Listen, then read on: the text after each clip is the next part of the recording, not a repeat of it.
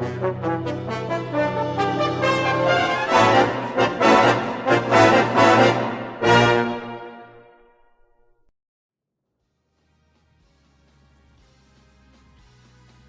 name is Angella Williams, a member of the Falmouth Salvation Army Corps in Trelawney, Jamaica.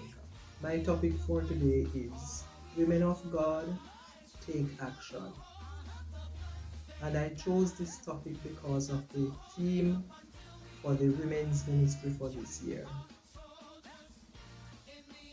Nestled in the Bible, and specifically in the book of Judges chapter 4, are two women who took action so that justice could be served. Deborah was a prophetess and a judge. Therefore, whatever she said or did was justified. She was ordained by God and operated under his instructions. The passage states that the Israelites did evil in the sight of the Lord, so they were delivered into the hands of Jabin, a king of Canaan. Jabin's commander of his army was Sisera, who oppressed the Israelites for 20 years, and they cried to the Lord for help, according to verse 3. Even though Deborah was a judge, listening to the disputes of the Israelites, she was also a prophetess and spoke here on behalf of the Lord God Almighty. She sent for Barak and told him the command God was giving him to go up against Sisera, who had 900 iron chariots, and each chariot might have had 2 soldiers. Barak was therefore calculating at least 1,800 soldiers compared to his 10,000 men on foot, and felt that he was no match for Sisera.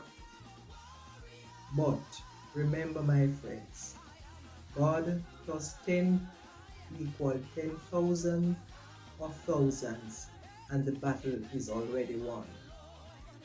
Barak turned to Deborah and said, according to verse 8, "If you go with me, I will go.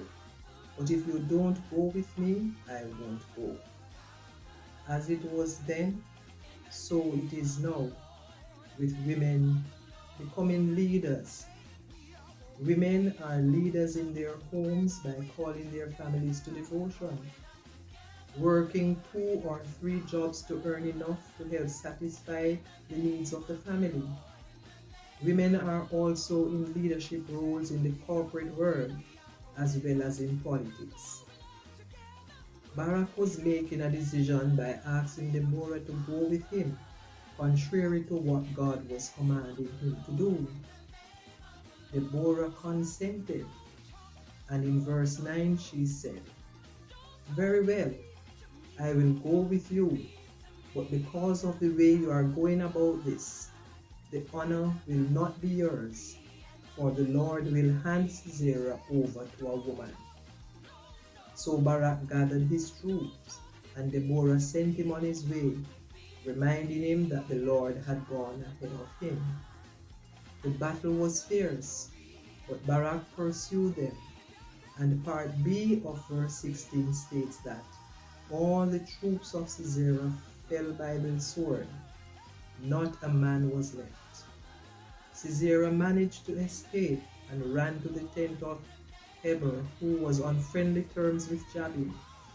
Therefore, Sisera thought he would be safe here.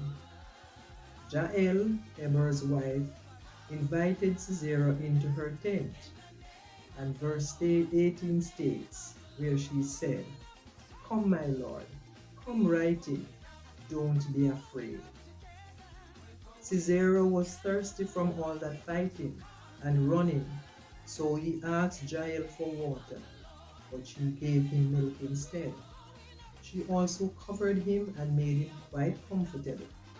His last request was that she should stand by the tent door, and if anyone passes and asks if anyone is inside her tent, she should say no.